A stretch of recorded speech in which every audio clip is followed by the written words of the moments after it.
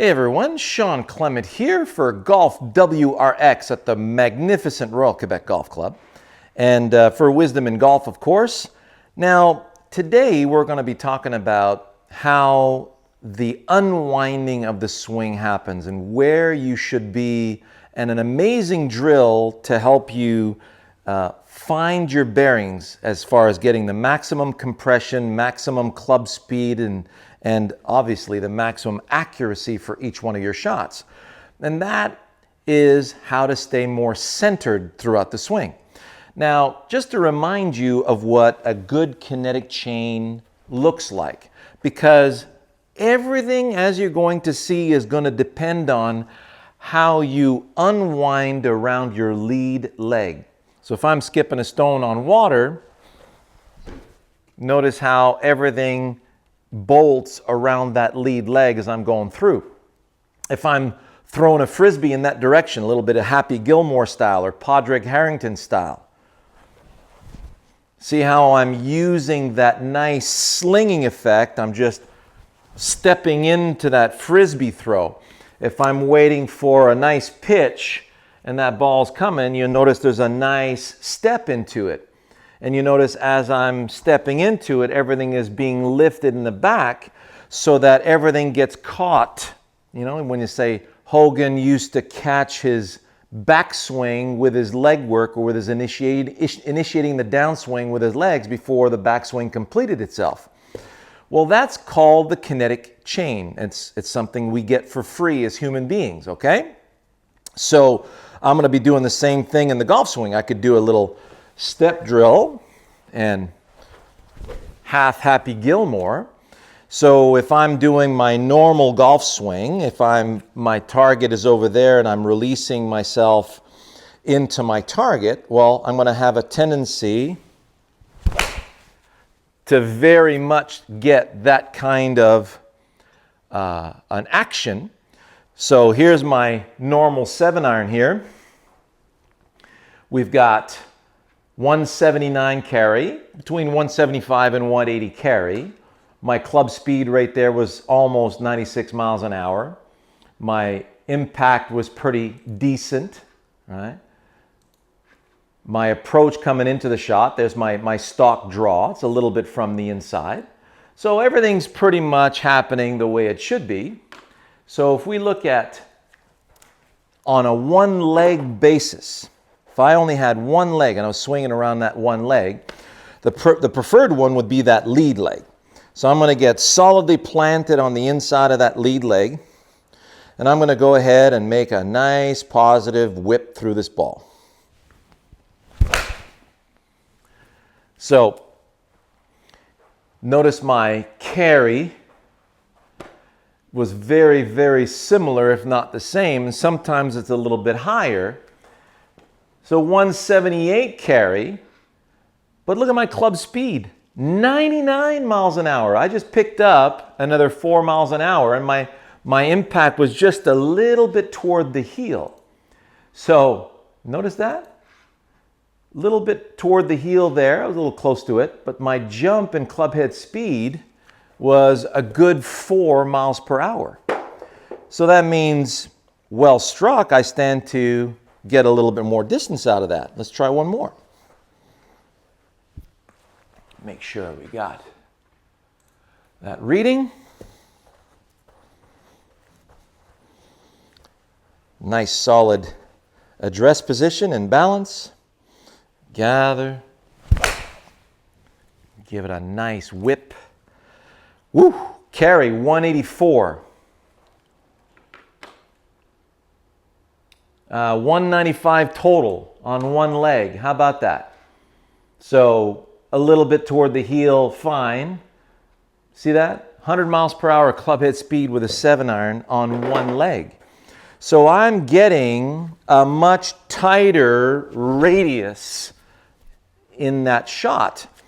So the optimum place to put this, for you to practice this properly, you'll notice when I take my normal stance and I get on one leg, notice my center of gravity comes back. So I'm going to have to be a little closer to the ball. See how I did that? Here.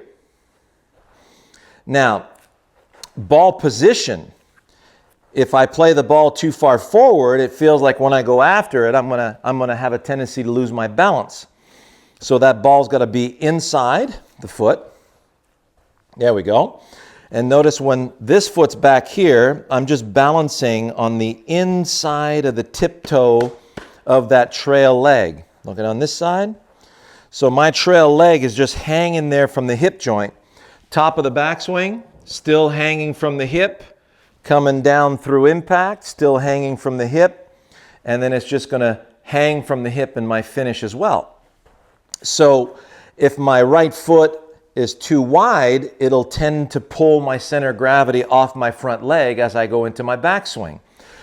When the weight of my arms go this way in the backswing, I can't allow the pressure to move to that back leg. When I bring my foot back to normal, well then now both legs have to support the center of gravity. They're participating in that support. So get back on one leg. Now I'm going to have to move a little closer. There we go. And then I'm going to do a little practice swing. Notice everything's inside the ankle, inside the ankle, inside the ankle, inside the ankle. There we go. Bring that down. Here we go. Gather. Through. See how bolted I am on the way through here? And that was pasted. We're looking at 182 carry, back to about 96 miles an hour, just a hair toward the toe. So if I wanted to give it a little bit of a fade instead this time, here we go.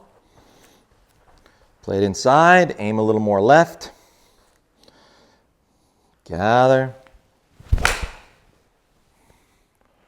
Look at that. 179 carry on a fade, which stayed right up next to the, look at this. So now my path is a lot more steady. My impact's right in the middle of the club face, and I've got spin axis of 3.4. So very, very tight little draw. If I continue, practicing my fade, I'll eventually get my fade. It just means that my draw was getting a little too exaggerated.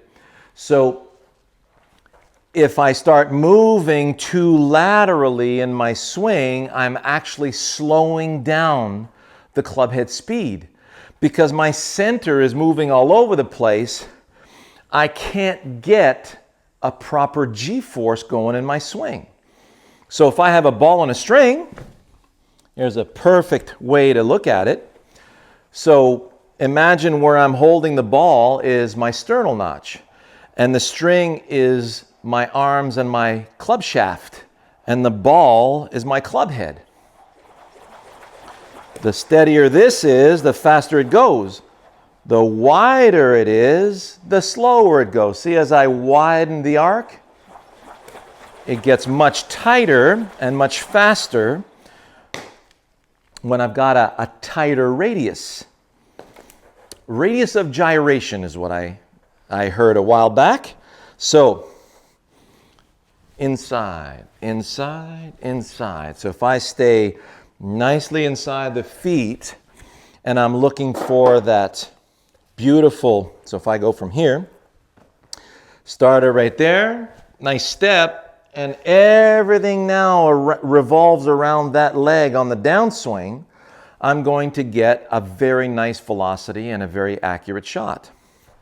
So this leg, its purpose is to hold itself and keep me nice and close. Even though that heel's coming off the ground, when it plants, everything will revolve around that lead leg, and I'm going to have a very solid strike. Very solid strike indeed.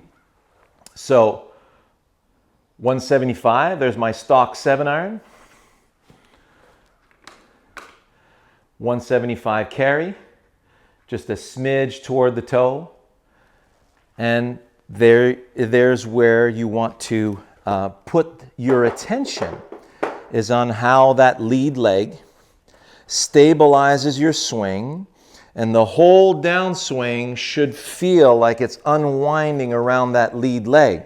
So your brain has the ground, and it's using the ground to get your body out of the way, and that's where you're going to be able to generate some good speed and some good accuracy. So if you overdo it, you try to shift too much weight, you get stuck off your back leg, you can't engage that kinetic chain, things are going to unravel in a heartbeat, okay? So I hope you enjoyed that, and hey, enjoy that practice. It's a blast hitting it off one leg. You won't believe how far, even with a driver, you won't believe how far you can hit it. So let me look at, here, before we leave, let me show you a quick driver on one leg so that you understand exactly what I'm talking about, and you'll know where to put that ball position with the driver. Bring that back. Here we go. So when I'm on one leg,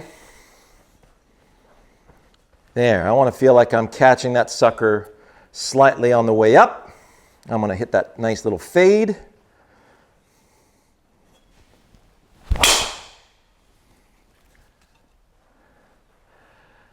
See how we do. 303, piece of cake. So there's 283 carry, 303 total, and we're looking at 2300 spin, 12 degrees launch angle.